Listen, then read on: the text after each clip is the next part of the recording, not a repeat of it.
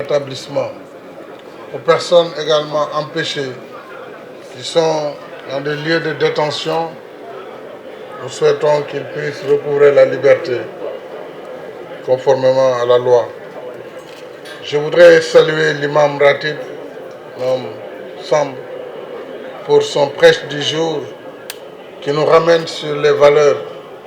qu'un musulman doit développer au quotidien pour que sa foi soit acceptée, ses dévotions puissent être acceptées. Nous sommes dans une société où les valeurs ont tendance à être dégradées. Je voudrais en tout cas faire mienne ces recommandations. Je voudrais également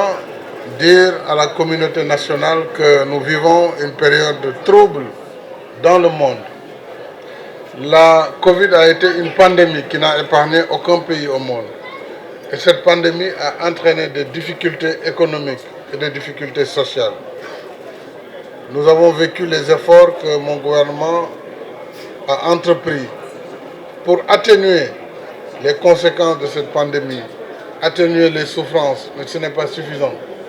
Voilà que nous ne sommes pas encore totalement sortis de la Covid, qu'une guerre lointaine par rapport à nous, qui se déroule présentement en Ukraine, a entraîné également des conséquences encore plus graves sur la cherté de la vie, sur la cherté des produits pétroliers, sur la cherté des denrées alimentaires, puisqu'il se trouve justement que ces deux pays en conflit aujourd'hui, que sont la Russie et l'Ukraine, sont les principaux fournisseurs de céréales, de blé en particulier, principaux fournisseurs de pétrole. Et cela impacte le monde. Nous avons là aussi fait des efforts pour contenir la poussée des prix. Et je crois que tout cela est très important à expliquer à nos compatriotes. Ce sont des aléas extérieurs qui impactent la vie. Et ce n'est pas seulement au Sénégal, c'est toute l'Afrique qui subit. Et c'est le monde entier qui subit. C'est pourquoi nous prions pour un retour rapide à la paix en Ukraine, puisque de cette paix en Ukraine dépendra la stabilité économique et sociale du monde. mbokk yi ginnaaw bu ñu sant yàlla julli ci sangam bu tedd bi Seydina Muhammad sallallahu alayhi wa sallam ñu ngi yokkaat sunu cant ci sunu borom ndax ñaari at a ngi nii mënuñu woon ñëw julli ci fii korité ndax mbas mi fi nekk yàlla nag wàññi na ko waaye ba tey ñuy bàyyi xel ci li waa kër docteur wax waaye nag ñu sant bu baax bi ñu mayee ñu ñëw julli ci ginnaaw sunu imam ratib ma koy nuyu di ko ziar di ko sant bu baax a baax ñaan yàlla mu yokk taxawaayam yokk wér-gu-yaramam di nuyu grand serigne de Dakar Abdoulaye Matar Diop di nuyu mbokku Sénégal yëpp di leen ballu ak te di leen bal ak ci bés bu tedd bi di bésu korité ñu ngi ñaanal yàlla ñi nga xam ne mooy way dawlu yi suñu borom wàcce yërmandi si ñoom te xare leen aljanna ñu ngi ñaanal itam ñi feebar tëdd suñu borom mun leen yëkkati moo xam ñu nekk ci l'hôpital yi wala ci kër yi ñi nga xam ne it caabi daf leen féete ginnaaw ñu ñaanal leen suñu borom wàcce si ñoom tawféex bés bi nag dafay bés bu baax loolu imam wax na ko wane na it jikko yi nga xam ne képp kuy jullit war nga ko solowoo loolu nag xanaa dañ ci bàyyi xel ñun ñëpp rek jéem ko jëfee muy valeur l'islam muy valeur mbaax ak jub ak ngor loolu ak yeneen yi mu wax yëpp mënuma ci jaaraat képp kuy doomu Sénégal war nga ci bàyyi xel ndax jikko yi nag ñu ngi bëgg a yàqu te jikko yi li koy defar d'abord ci kër yi la parce que yar bi jiitu mooy yar bi waajur yi di yar ay doomam ensuite l'école doog a jël société bi doog a jël kon nguur gi moom mooy étage bi mujj ci yar doomu aadama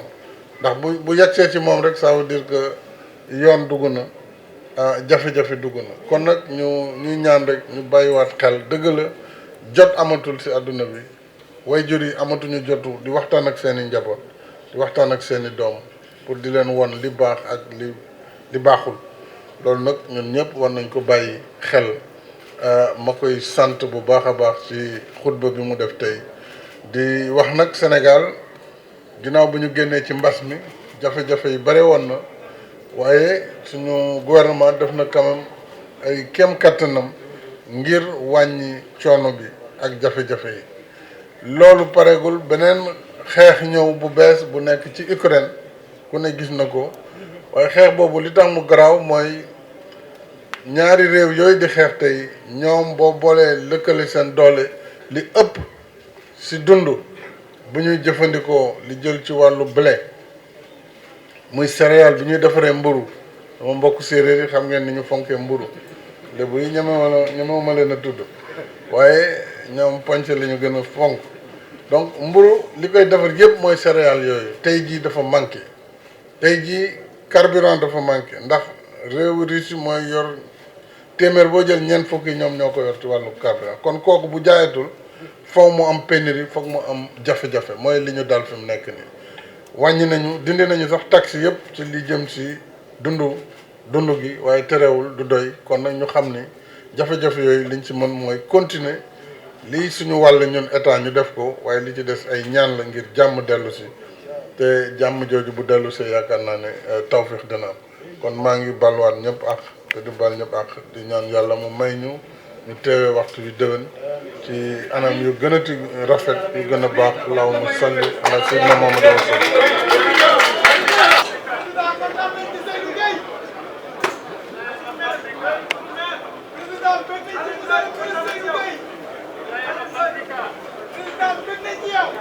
président bëgg nañ si yow waaw yow rek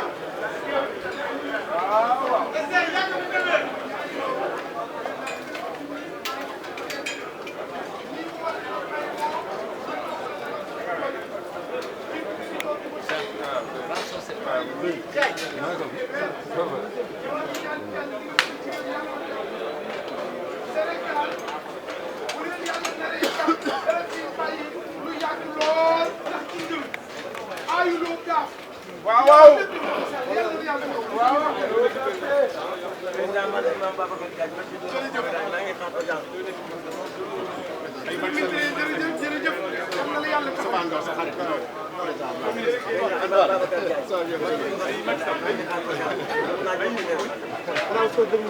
Makki ne ni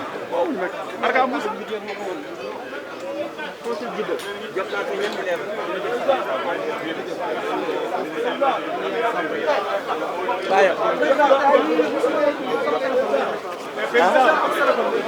lañ jëm